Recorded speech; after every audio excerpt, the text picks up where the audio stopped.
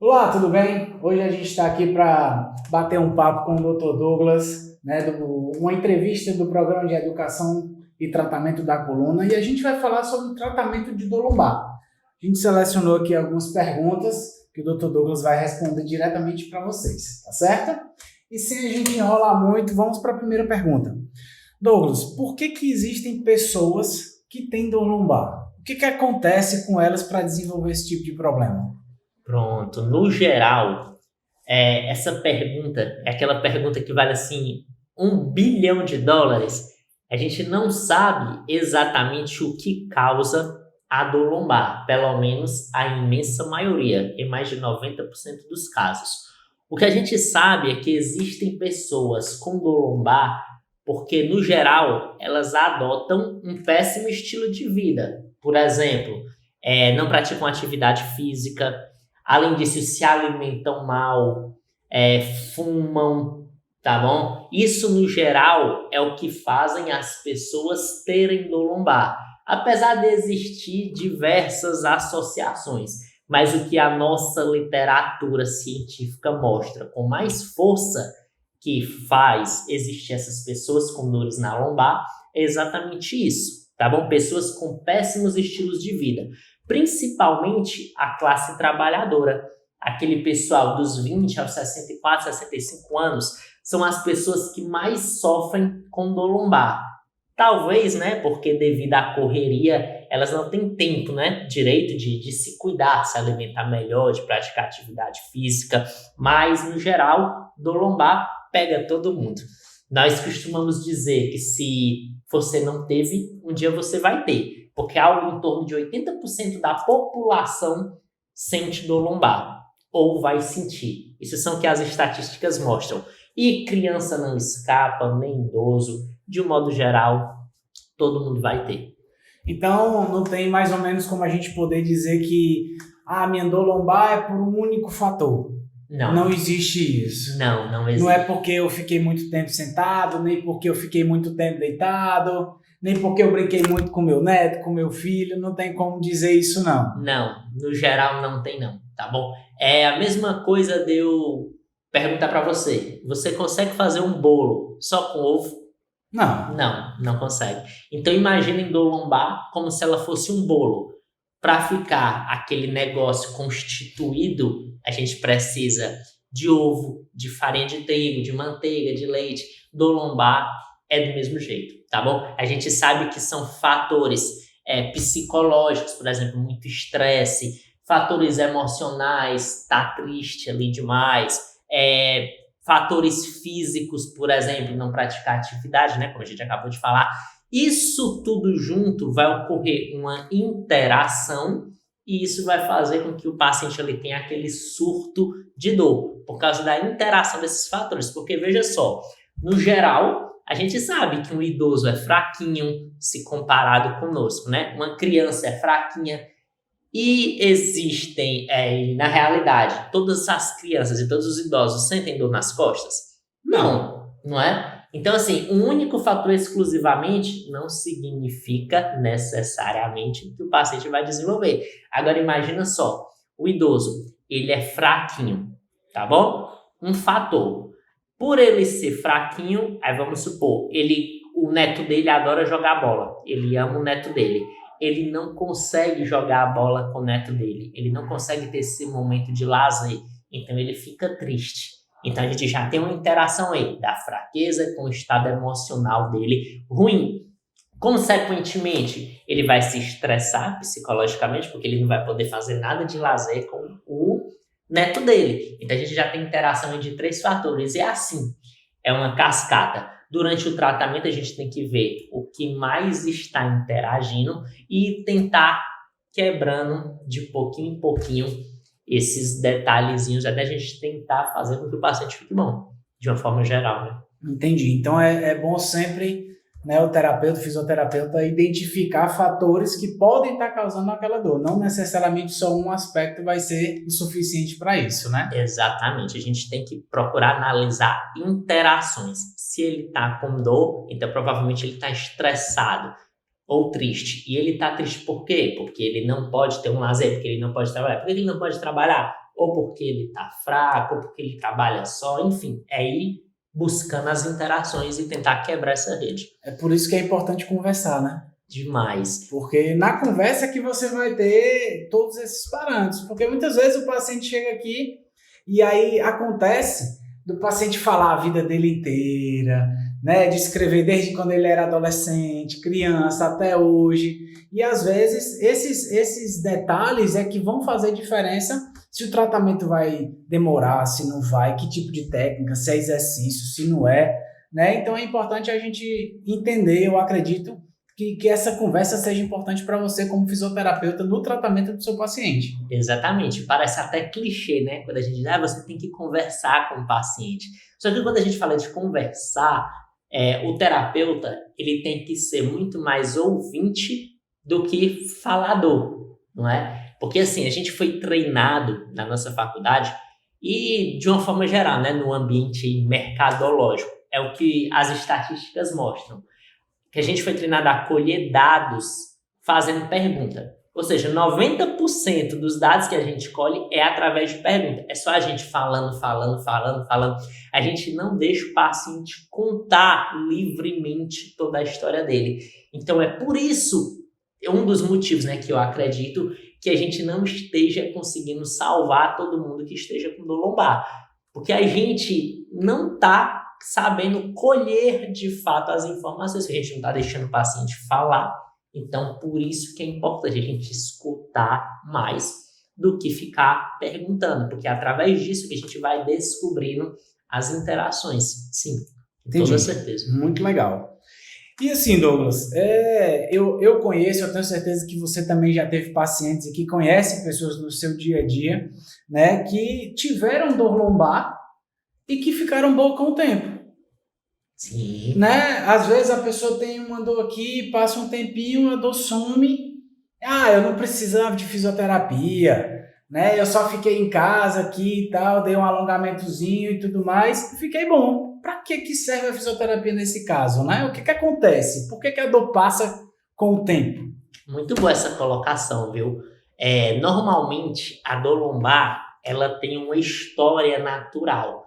Em média, em 6 semanas, 1 mês e meio, se o paciente não fizer tratamento nenhum, ele vai ficar bom. O tempo costuma, nem sempre, mas costuma ajudar quem tem dor lombar. Mas o tempo também ele pode ser ruim. Deixa eu dar um exemplo aqui do tempo bom e do tempo ruim, para você entender melhor. Por exemplo, um exemplo que eu gosto de dar. Imagina você tá ali beijando a pessoa amada. No meu caso, a minha esposa, né? No teu caso, a tua esposa também, né? A gente beijando ali a pessoa amada. Poxa, você não quer que o tempo passe de tão bom que tá aquela situação. Agora, tu já fez aquele exercício de prancha? Já. Rafael, já fez? A gente sabe que 1 minuto ali parece o fim do mundo. A gente quer que passe uma eternidade, né? Então, presta atenção. Como o tempo, ele pode ser bom com você ou pode ser ruim. Depende do ambiente que você esteja. Então, o ambiente, ele pode fazer com que o tempo seja favorável ou não a você. Então, se uma pessoa que tem dor lombar, ela está em um ambiente onde o ciclo social dela, os amigos, ou o ciclo familiar dela, só dizem assim, olha só, você tem que ficar de repouso. Olha, você não pode se mexer de jeito nenhum, nem trabalhar. Não, come o que você quiser, você tá fraquinho, que negócio de frutinha, se alimente do jeito que você quiser. Tu não relaxa com teu cigarrinho, fuma aí teu cigarrinho. Poxa, se você tá num ambiente que pessoas só estimulam você a fazer porcaria, só a fazer besteira, então o tempo, ele não vai ser favorável com você. O tempo vai ser igual a de uma pessoa que tá ali fazendo prancha, porque você tá no contexto ruim. O contexto da prancha é ruim, então o tempo vai ser desfavorável. E isso vai fazer que facilite mais a permanência da dor lombar, porque o teu contexto, o teu ambiente não está te ajudando. Agora, se o paciente ele está inserido, por exemplo, em um ambiente onde as pessoas sabem, eu já tive sim dor nas costas, mas quando fiquei me mexendo foi melhor. Tem que se alimentar melhor, porque se alimentando melhor, teu organismo fica mais limpo, é igual um carro, com gasolina limpa, funciona melhor. Aí o que é que o paciente vai acontecer, né, com a dor lombar ali do paciente? O tempo vai acabar ajudando com que ela vá embora, entendeu? Porque em epidemiologia a gente entende o seguinte, que a história natural da doença, normalmente o tempo, ele depende de 3 fatores. Do ambiente que o paciente está envolvido, além do ambiente da doença em si, não é? E, claro, do paciente. Então, a dor lombar ela só vai embora dependendo da interação desses 3 fatores. Olha só, a doença em si, em 6 semanas vai embora, 1 mês e meio. Mas, se o paciente só se alimenta ruim, se o paciente é muito estressado, se o paciente não cuida fisicamente dele, será que o tempo vai conseguir vencer isso? No geral, é muito difícil o tempo vencer isso. Ou então, se ele está, como exemplo que a gente deu, né, num ambiente ruim, será que o tempo vai conseguir vencer? Não vai.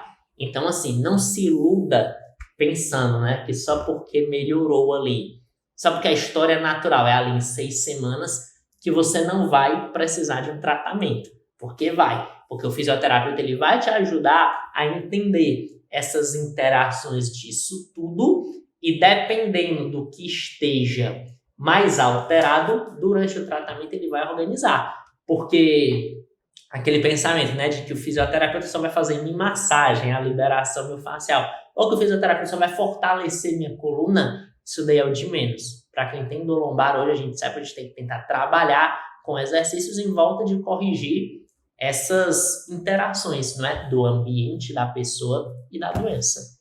Entendi. Mas assim, a pessoa começou a sentir dor lombar hoje. Ela passou, você falou aí que com 6 semanas mais ou menos a história natural ela favorece, né? Sim. Mas ela começou a sentir dor hoje. Passou 1 semana, a dor ela permaneceu, certo? Certo. Existe um período ideal para você procurar o fisioterapeuta para se tratar? Ou se após 6 semanas a dor não melhorar é que eu tenho que ir? Boa, ótima pergunta.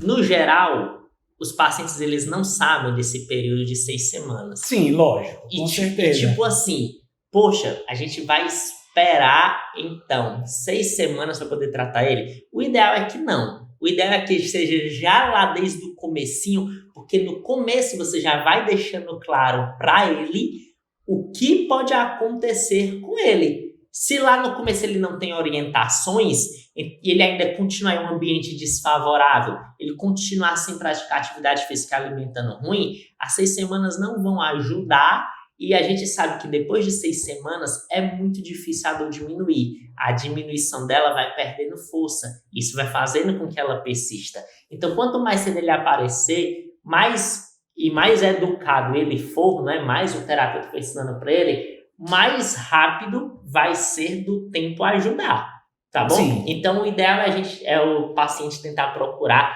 antes de 6 semanas, que é pra gente acelerar esse processo. Vai que a gente consegue fazer a dor lombar embora com 1 semana, com 3 dias, entendeu? Quanto mais cedo, melhor. Entendi. É interessante você falar isso, né? Para o paciente procurar quanto mais cedo, melhor, vamos dizer assim, porque, como você falou, ele não sabe que existe esse processo de 6 semanas. Isso. E aí a gente entra dentro de uma questão muito cultural. Que quando o paciente ele sente dor hoje, o que é que ele faz amanhã? Não tá realmente doendo, eu vou tomar um remédio. É verdade. Né?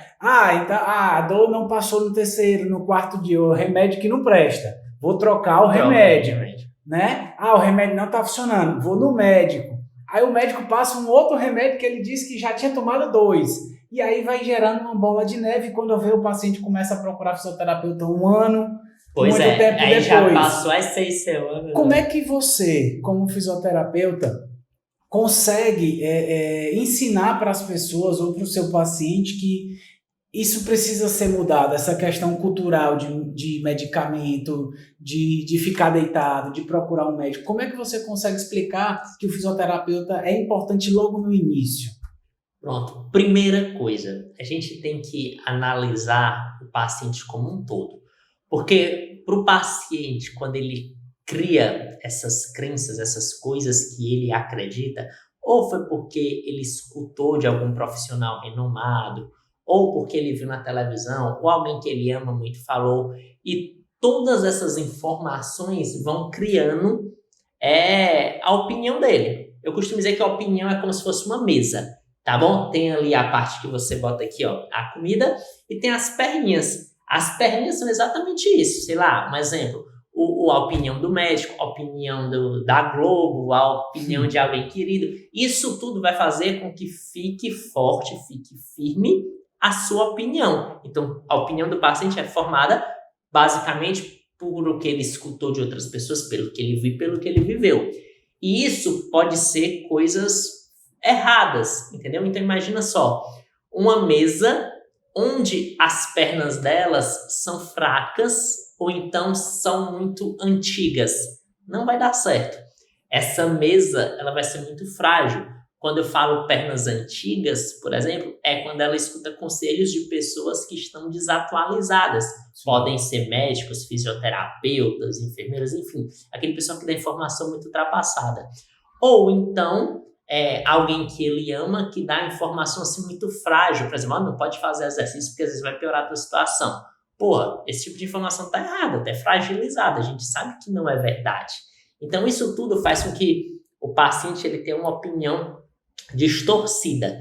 Então, através da anamnese, da conversa, que a gente vai saber o que formou essas crenças dele, tá bom? Porque normalmente o que ele acredita vai fazer com que ele tenha medo de determinadas situações. E isso gera o que a gente chama de comportamentos mal adaptativos, né? Que é fortalecido pelo medo por causa das coisas que ele aprendeu. Um comportamento mal adaptativo por exemplo, hoje a gente sabe que a imensa maioria das pessoas com dor lombar, elas não têm problema em estrutura, elas não têm a coluna fraca, a coluna não vai quebrar se elas fizerem movimento, mas elas acreditam que vai. Então elas adotam que comportamento? De ficar se protegendo direto porque acham que a coluna é frágil.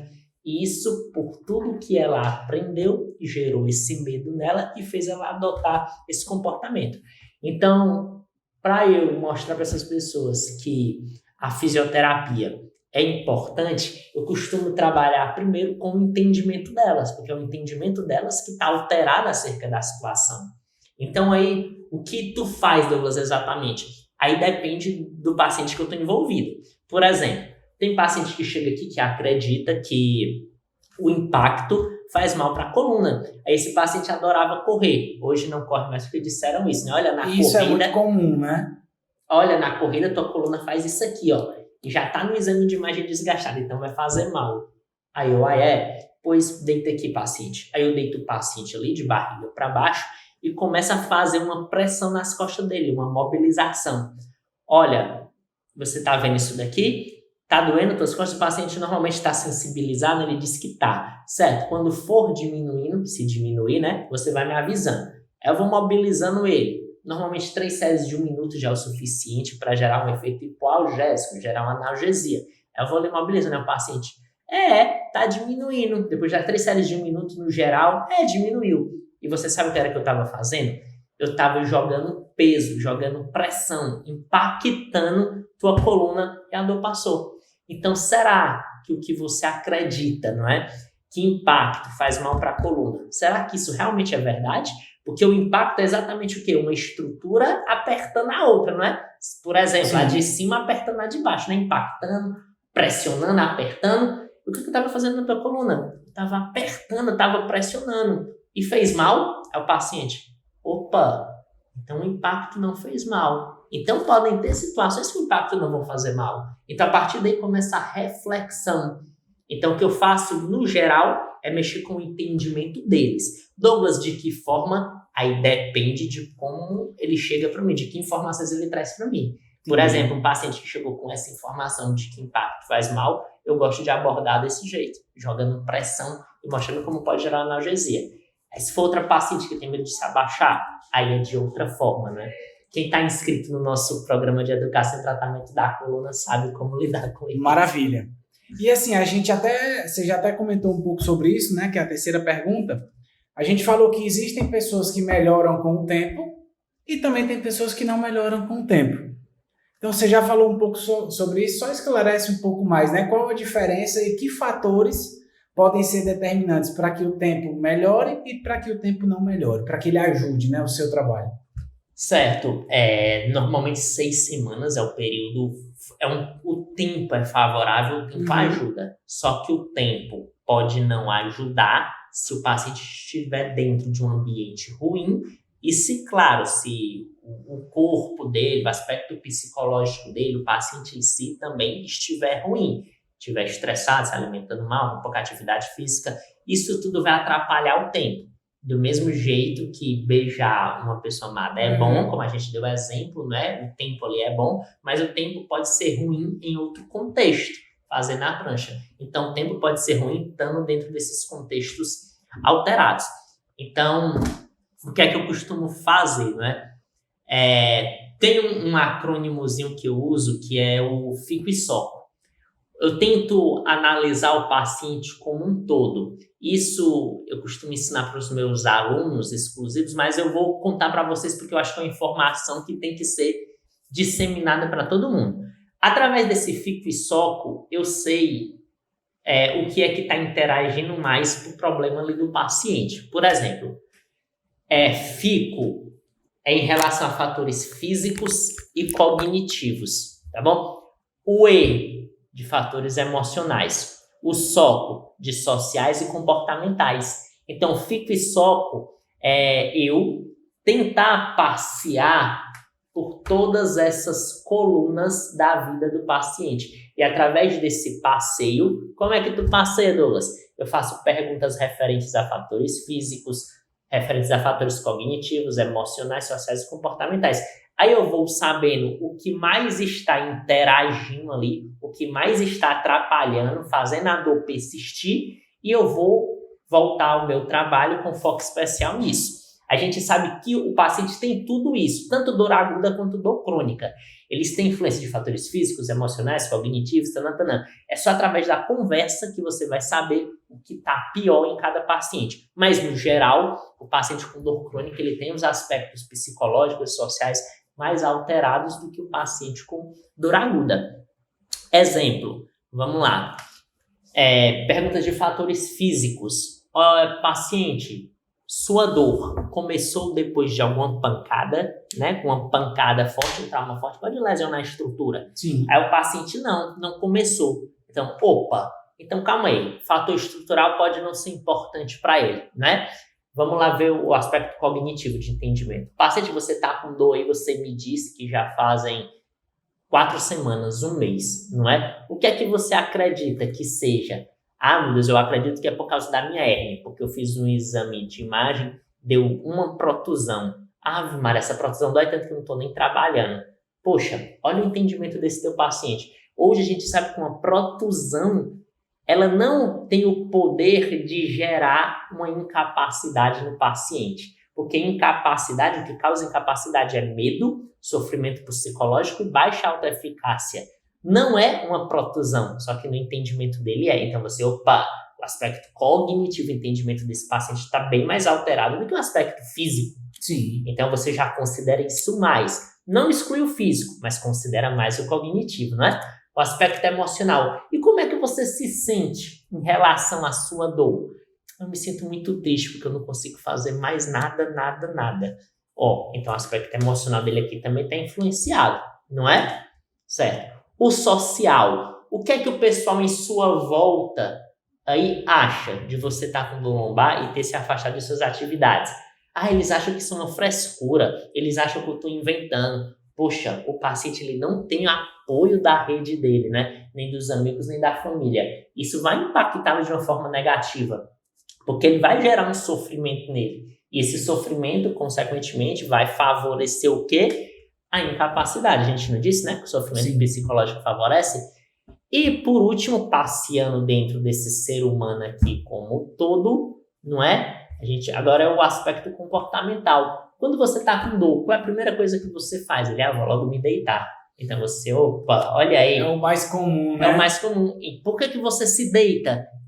Porque eu tenho medo que piore minhas costas, que estrague mais, então eu evito me mexer. Então, olha, ele tem um comportamento evitador.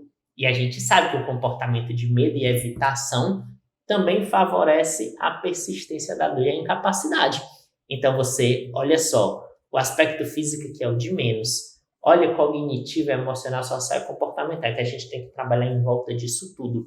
Então, basicamente, quando o paciente chega, eu tento passear por esses pilares dele, que é o que eu sugiro que vocês façam, e a partir disso eu vou norteando o tratamento.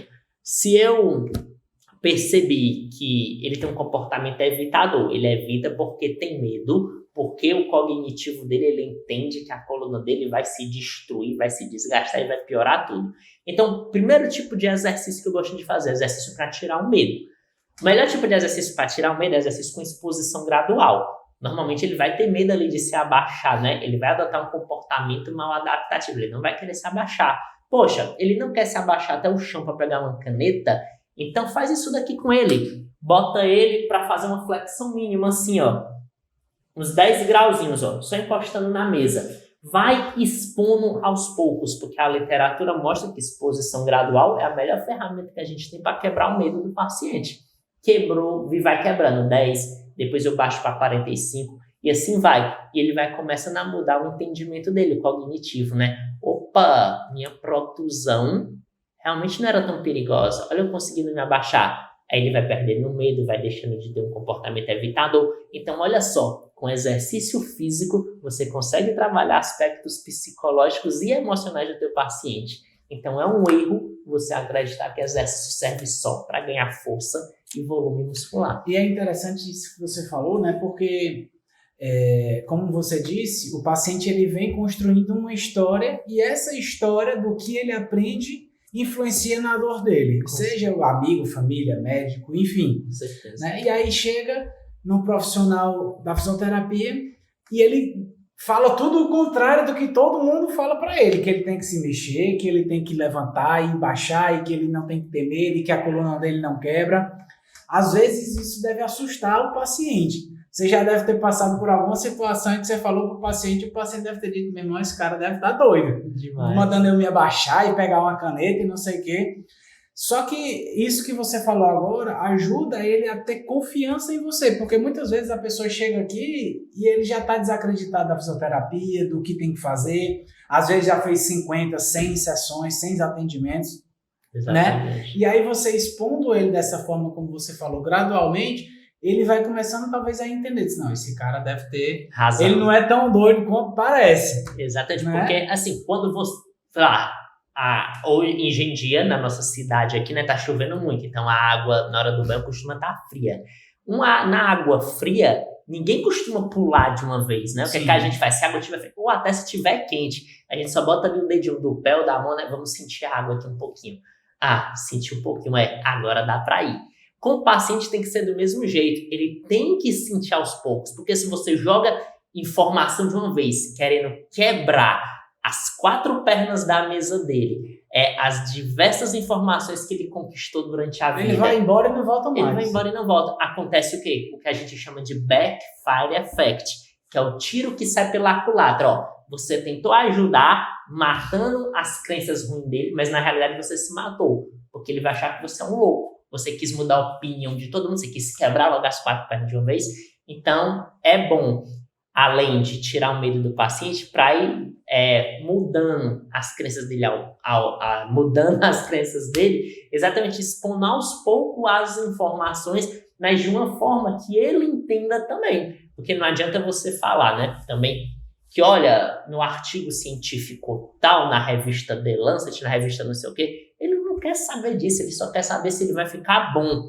Então ele tem que confiar em você. Começa aos poucos, devagarinho, que vai dar certo. Você tem que, igual mineirinho, né? Tem que ir pelas beiradinhas, pelas bordas, mas você consegue.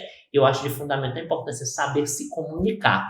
E saber se comunicar, principalmente com metáforas, com analogias, com coisas que gerem reflexão. Lembra o exemplo que eu dei do paciente que eu mexo aqui com o cognitivo dele? Quando ele pensa que pressão, que impacto vai fazer mal às costas? Olha só, depois que eu mobilizei, fiz pressão, será que toda pressão, que todo impacto realmente vai ser ruim para você? O impacto que eu fiz foi bom. E aí, a paciente? Opa!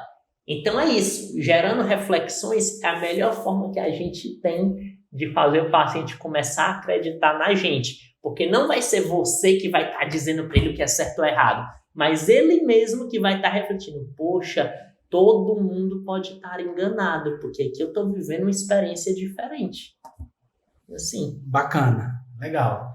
Show de bola. Gente, então é isso.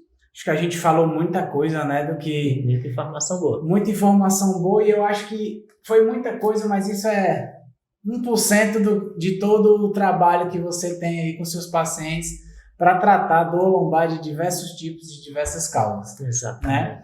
E eu queria agradecer, né, mais essa oportunidade da gente estar aqui conversando um pouquinho mais sobre dor lombar. Obrigado. Galera, a gente se encontra aí nos próximos vídeos.